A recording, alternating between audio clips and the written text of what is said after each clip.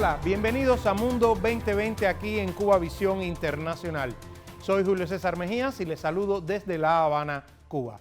África es el tercer continente de nuestro planeta por su extensión territorial y el segundo más poblado con más de 1.300 millones de habitantes, aproximadamente poco más del 15% del total mundial. Lo integran 54 estados soberanos reconocidos por la Organización de Naciones Unidas y una nación cuyo pueblo aún lucha por el reconocimiento de su soberanía, autodeterminación e independencia, la República Árabe Saharaui Democrática, reconocida eso sí por 82 estados, así como por la Unión Africana, organización de la cual es miembro fundador. De forma general es el continente más subdesarrollado del planeta, pese a las grandes riquezas y los recursos naturales que posee. Es precisamente esta la principal y mayor razón por la cual Estados Unidos y las potencias occidentales mantienen sus ojos y sus garras también, dicho sea, encima del suelo y el subsuelo africanos. África posee ella sola más de 60 tipos diferentes de minerales y poco más de un tercio de todas las reservas minerales del planeta. Los cito algunos ejemplos para que vean que es elocuente. En las entrañas de África se halla el 90% de las reservas de platino, el 60% de cobalto, el 46% de los diamantes y el 40% de las reservas auríferas. El 80% del coltán, un mineral imprescindible para la fabricación de teléfonos móviles y otros dispositivos electrónicos, está allí presente en África, además de importantes reservas de hidrocarburos. El continente africano ha mostrado progresos en varias esferas durante las últimas décadas. Las crecientes oportunidades de negocio, accesos a mercado, materias primas y otros recursos naturales han suscitado un creciente interés por parte de un número creciente de actores internacionales en la búsqueda de nuevos espacios de influencia geopolítica. Pero no toda esa riqueza y recursos repercuten directamente en su gran masa poblacional, mientras grandes economías emergentes como Rusia, India y en particular China incrementan su presencia para fortalecer el desarrollo nacional y regional en el continente, las ex-metrópolis como Francia en primer término, pero también Reino Unido o el propio Estados Unidos, pugnan por mantener su hegemonía sobre las naciones africanas para el saqueo y explotación desmedido o impedir que prosperen gobiernos que propugnan la soberanía y la autodeterminación. Sobre la impronta de África en el actual contexto internacional, la situación de sus naciones, las acciones injerencistas y neocoloniales de las potencias occidentales, en particular Estados Unidos y Francia, así como el auge de la presencia de las grandes economías emergentes como China, Rusia e India, estaremos conversando hoy con nuestra invitada Yanelexi Soto, profesora del Departamento de Historia de la Facultad de Historia, Filosofía y Sociología de la Universidad de La Habana. Acompáñenos. Muchas gracias, Yanelexi, por habernos aceptado nuestra invitación acá a Mundo 2020. Yanelexi, la vicepresidenta de Estados Unidos, Kamala Harris, acaba de realizar una gira por África, un recorrido que ha estado precedido por otros que han hecho altos representantes del gobierno estadounidense. Recuerdo ahora que lo tuvo también la secretaria del Tesoro, Janet Yellen, la embajadora de Naciones Unidas, o sea, la embajadora estadounidense allí en Naciones Unidas, Linda Thomas Greenfield, y también el secretario de Estado, Antony Blinken. Hace poco quedó en evidencia que Estados Unidos ha entrenado a militares que luego lideraron golpes de Estado en África. Entonces yo le pregunto a usted, ¿qué busca Estados Unidos en este continente africano y en qué se propone, digamos, desde el punto de vista político? Bueno, primero que todo agradecer la invitación. A ver, Estados Unidos realmente, a partir, sobre todo, con la herencia de la administración de Donald Trump, donde realmente los avances en cuanto a la política fueron, pudiéramos decir, limitados, de alcance limitado. Claro, hay factores tanto a nivel internacional como puede ser la pandemia de la COVID, que marcó la administración de Donald Trump, y además se vio como un retroceso cuando uno lo compara con la doble administración de Barack Obama. por los programas que se ejecutaron, que se diseñaron para avanzar en objetivos políticos. Y usted me pregunta objetivos políticos, pero realmente los objetivos de Estados Unidos en África no son solo políticos, ¿no? Sino que además hay objetivos geoestratégicos, geoeconómicos, de seguridad, porque realmente el continente tiene, por lo menos Estados Unidos percibe que hay amenazas importantes en la seguridad y por lo tanto aquí el elemento político y de seguridad están estrechamente vinculados. Entonces, y uno de estos elementos es que tempranamente la administración de Biden hace una estrategia para África. El año pasado, en agosto, en Sudáfrica, además no es un país cualquiera, es un país con el cual Estados Unidos tiene una tradición de relación política, pero también económica. Estados Unidos forma parte, está entre los 5 primeros países que tienen relaciones económicas, es decir, entre los principales inversores, entre los principales países donde importa y exporta con Sudáfrica. Entonces, Blinken hace el anuncio de esta estrategia para África, sobre todo tratando de matizar, pudiéramos decir, los elementos negativos de la administración anterior, ¿no? Es decir, eso iba a demostrar de que Estados Unidos se está preocupando por el continente africano. Y entonces, a partir de aquí, comenzaría entonces una serie de visitas que antecedieron a esta proclamación de esta estrategia, después la cumbre en diciembre, la cumbre de líderes africanos con Estados Unidos. Con Estados Unidos, que repite lo que había hecho Obama en el 2014. Y después de esta cumbre, Estados Unidos, entonces comienza esta serie de visitas en muy corto tiempo para tratar... Muy consecutivas, sí. Sí, para tratar de avanzar en algunas de las cosas. Y materializando varios de los objetivos que se ha trazado precisamente con esta estrategia de la cumbre y de seguir insistiendo sobre todo. Además, también hay otro elemento que los expertos destacan mucho, y es que insisten en que el objetivo también, dentro de estos objetivos de Estados Unidos, está también el de alejar a África de Rusia y de China. ¿Cómo valora usted la presencia de estos actores ahí en el continente africano y qué podría significar eso para Estados Unidos?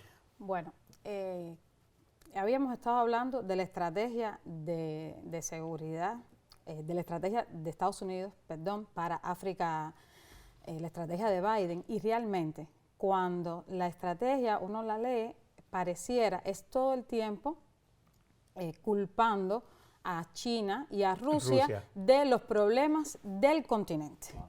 Cuando realmente, es decir, se desconoce la historia colonial de Occidente. Sí, cuando ellos hacen ese planteamiento en sus objetivos, es como desconociendo todo lo que Occidente había hecho hasta ahora en África, que es las causas o la mayor parte de las causas originales de los problemas que tiene África. Exactamente, entonces es realmente a veces muy difícil si el que lee no tiene un conocimiento de historia, dice, bueno, es que los responsables de los males de África son Rusia y China, pero no solo es la administración de Biden, ya con Trump todavía Rusia, que ha venido ganando en la medida que ha convertido en un actor internacional de importancia y ha ido ganando también, por supuesto, presencia en el continente africano.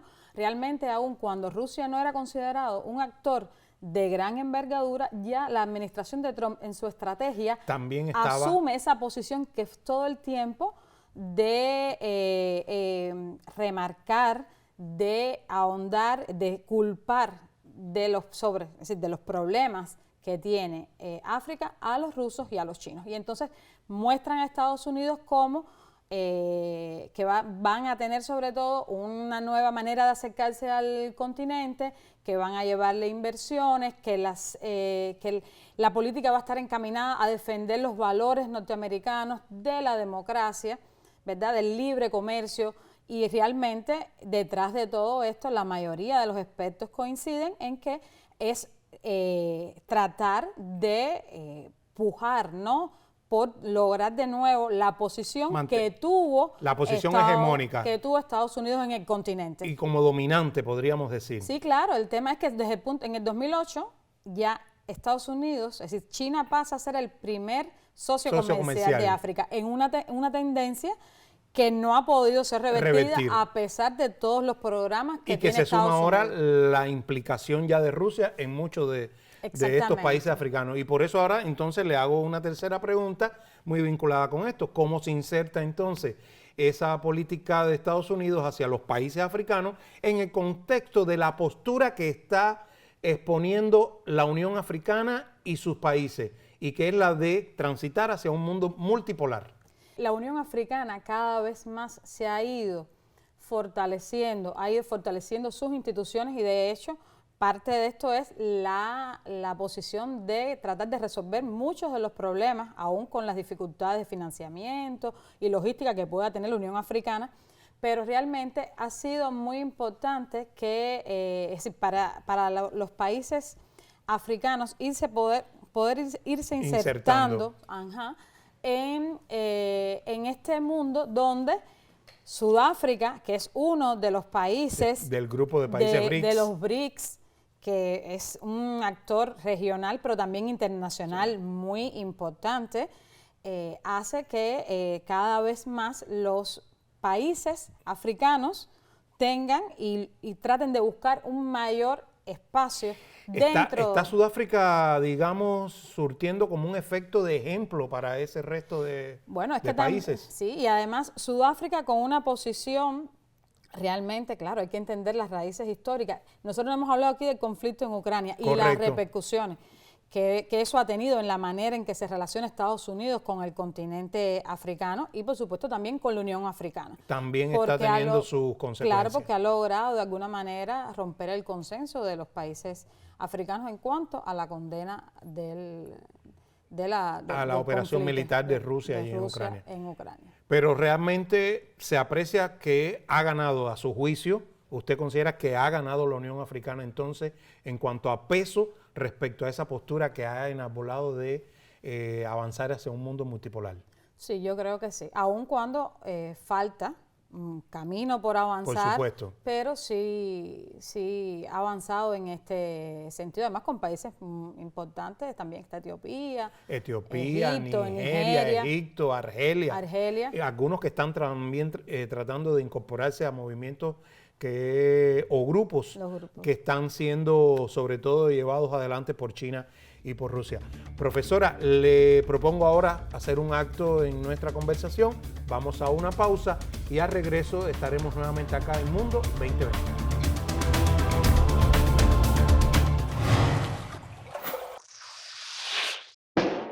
Me gusta viajar al pasado para hacerle preguntas.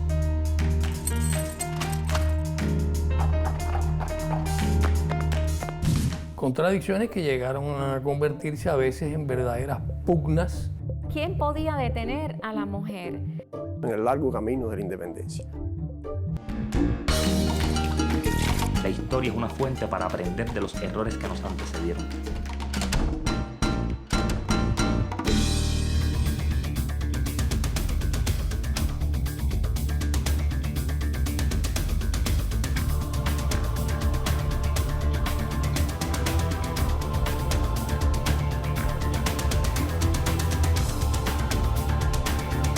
Seguimos en Mundo 2020 aquí en Cuba Visión Internacional. Varios han sido los pronunciamientos de líderes africanos actuales que dejaron en ridículo a altos representantes de Francia, de Alemania y también de Estados Unidos al visitar naciones del continente. La más reciente, la reacción del jefe de la oposición de Zambia, Fred Mbembe, al ironizar sobre la visita de la vicepresidenta Kamala Harris a varios países africanos. Mbembe le recordó a Harris que un país que ha derrocado a tantos gobiernos africanos, que promovió los asesinatos de líderes como Patricio Lumumba, Kwame Nkrumah, Gamal Abdel Nasser, otros, no puede venir a enseñar democracia a África, que un país como Estados Unidos, construido con la explotación y humillación de esclavos africanos, no puede enseñar democracia. El líder zambiano subrayó, y cito textualmente, Si no tienes respeto por la dignidad de los demás, si no respetas la soberanía de otros países, no puedes pretender ser el campeón de la democracia. Recientemente, el embajador de Alemania en Namibia, Herbert Beck, se quejó ante el presidente Hage Geingob porque en Namibia el número de chinos es 4 veces más que la comunidad alemana. El mandatario namibio no pudo sustraerse de responderle debidamente. ¿Cuál es tu problema con eso?, le dijo el líder namibio al embajador alemán. Los chinos no han venido aquí a jugar, que es lo que hacen los alemanes, por cierto. ¿Me hablas de los chinos? Hemos permitido a los alemanes venir aquí sin visado y les pusimos incluso alfombra roja, pero en cambio muchos namibios y otros africanos sufren acoso en Alemania, incluso diplomáticos con pasaporte diplomático. Los alemanes pueden venir aquí cuando quieren, nosotros no a Alemania. ¿El problema son los chinos? ¿Por qué no hablamos de Alemania y de cómo nos trata? Los chinos no nos tratan de esa manera. Cualquier abogado ahora mismo diría, no hay comentarios, señoría. Síganos en las redes sociales. Nuestras direcciones en Facebook, YouTube y Twitter las tienen debajo en sus pantallas. En instantes volvemos con nuestra invitada. No se vayan. Y estamos de vuelta de Yanelexi acá en Mundo 2020, hoy con su grata presencia y conversando sobre la situación actual de África y, lo más importante, su impacto en el contexto internacional. Yanelexi, desde el año 2021 Estados Unidos ha preconizado con más fuerza su interés de incrementar la presencia económica en el continente africano. El secretario de Estado Anthony Blinken, por ejemplo, uno de los más recientes que puedo citarle, afirmó a finales de ese propio año en Dakar, la capital de Senegal, que su país estaba dispuesto a hacer inversiones en los países de África. Así fue lo que él manifestó, sin hacerles incurrir en deudas que no pudieran ser manejadas por ellos. ¿Qué lectura debemos dar a esa estrategia? ¿En la práctica se corrobora que cumplieron esa palabra, digo yo, los Estados Unidos o exactamente Anthony Blinken, que fue el que prometió esas supuestas intenciones? Bueno, lo primero que habría que decir en este sentido es que esto forma parte del discurso anti-chino y anti-ruso. Eso es lo primero, porque realmente es una respuesta a la situación que tiene el continente. Habíamos hablado anteriormente que China era el primer socio comercial de África. Entonces, eso es, esta política y estas propuestas que hace Blinken es sobre todo para tratar de revertir esta situación. Lo que pasa es que los fondos que dispone Estados Unidos para eso, cuando uno lo compara, bueno, para África son fondos importantes, pero si uno compara lo que se emplea en un solo país, por ejemplo, como puede ser el caso de Ucrania, la ayuda militar, los montos que se emplean para Ucrania, y uno lo compara con las inversiones, ellos a las inversiones en África. En más de 50 países, realmente uno se da cuenta de que el peso, aun cuando en el discurso tratan de esforzarse por decir, bueno, estamos preocupados por la situación africana, vamos a ayudarlo, pero realmente no pasa eso. No ocurre eso. El otro aspecto que me gustaría hablar, y es que Estados Unidos tiene un grupo de programas que de alguna manera han tratado de incrementar los vínculos económicos, financieros con el continente africano. Hay una ley, la Ley de Oportunidad y Crecimiento, la AGOA, que fue firmada por Clinton, pero realmente fue puesta en práctica por Bush y que después Obama logra extenderla, su aplicación hasta el año 2025, que tiene contradicciones con este discurso de Blinken, porque para ser beneficiario de esta ley hay que cumplir una serie de requisitos que están dictaminados en Washington. Simplemente si hay un golpe de Estado o ellos consideran que el gobierno que está en el poder en ese momento en un país africano ya sale inmediatamente y no va a recibir la ayuda. Y no recibe. Sobre todo, no pueden importar y exportar con bajos aranceles a partir de una lista que ellos elaboran unilateralmente. Entonces, pero bueno, los países africanos forman parte de esa estructura, ¿no? El otro elemento importante en ese sentido es que Obama trató de potenciar la ley de oportunidades y Trump, como parte de su política de tratar de siempre beneficiar al empresariado norteamericano, crea en 2019 una iniciativa que se llama Prosper África, que realmente los resultados de esta iniciativa todavía no son lo suficientemente, pudiéramos decir, relevantes si pensamos en que Estados Unidos quiere tratar de revertir la situación de que China le ha sobrepasado como primer socio comercial. Exactamente. Entonces, realmente, cuando uno analiza, se da cuenta que hay iniciativas que no son de la administración Biden, pero que de alguna manera están puestas en práctica y que sirven para a los intereses de Estados Unidos en el continente. Aunque muchas veces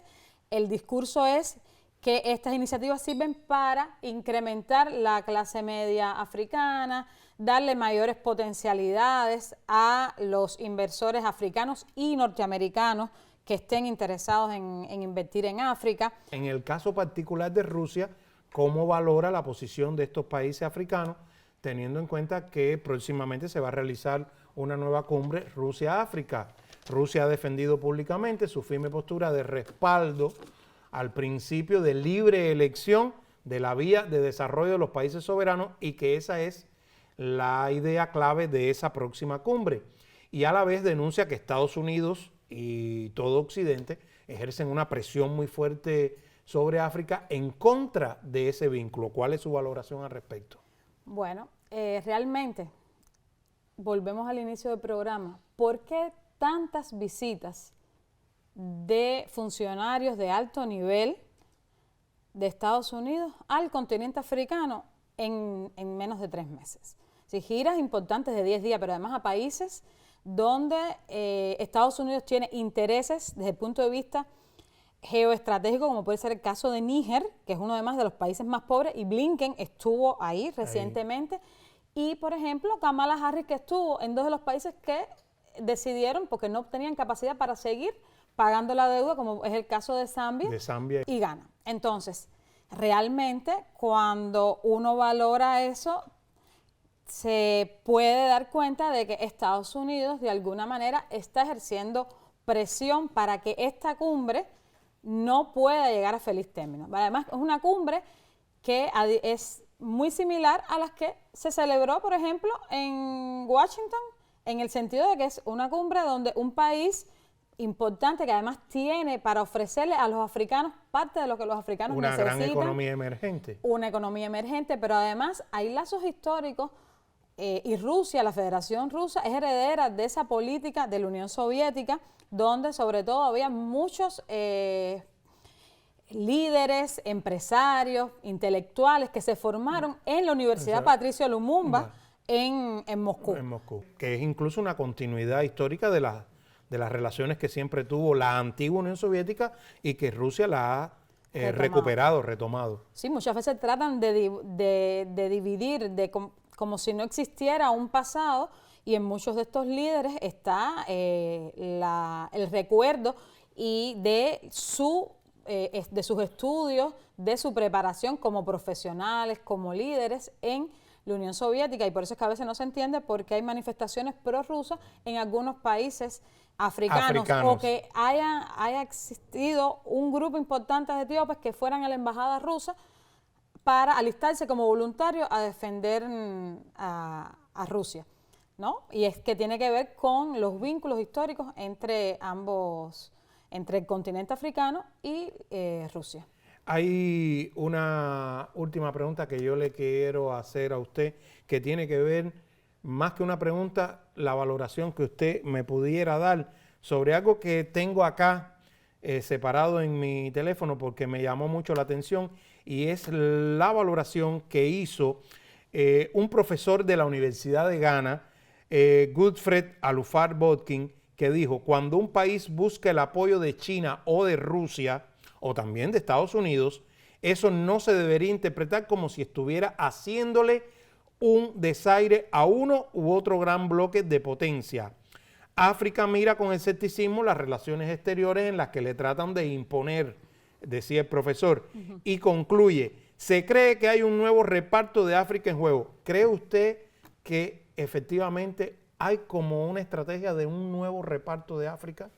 Bueno, lo que sí realmente hay una lucha enconada por lograr cada vez más un nivel de influencia en África. Desde el punto de vista político, tiene que ver con Estados Unidos, pero estamos hablando de las giras de los funcionarios norteamericanos, pero también Macron Emmanuel Macron, el presidente francés, ha hecho una gira por África. Entonces, Lavrov también ha hecho una gira por África. Entonces, hay realmente una pugna por el continente, que no habíamos hablado acá, pero es el continente más joven del mundo. Es decir, que tiene fuerza de trabajo, pero además es el continente donde existen numerosos recursos naturales que aún no están descubiertos. Y ya lo último es el tema sobre todo de las tierras raras, que es una de las últimas expresiones de luchar por ocupar las tierras. Y porque las tierras raras están además vinculadas con para el desarrollo de las tecnologías. Entonces realmente lo que sí podemos hablar con certeza que hay una pugna y hay otros actores también, Turquía, Israel. Bueno, y usted India. mencionó a Macron, a Francia, pero también hay otros representantes de naciones europeas continuamente visitando el continente, de Alemania, y no solo los que lo visitan, sino los propios funcionarios que ellos tienen allá. Entonces, realmente la pugna se puede confirmar de que sí existe por dominar, no directamente, digamos, los países, profesora, pero sí por tratar de acercar aún más a las potencias occidentales las posibilidades de los recursos que aún tiene bajo su suelo el continente africano. Y además, en materia de seguridad, la presencia, sobre todo en el Sahel, de diferentes bases militares, aunque Francia se ha ido retirando, bases militares de diferentes países, es una muestra de que quieren estar presentes en África, desde el punto de vista militar también. Y entonces eso es importante. Gracias, profesora Yanalexis Soto, profesora de la Facultad de Historia de la Universidad de La Habana. Muy agradecidos por su presencia acá con nosotros en Mundo 2020. Les esperamos entonces en una próxima entrega aquí en Cuba Visión Internacional. Muchas gracias. Muy amable.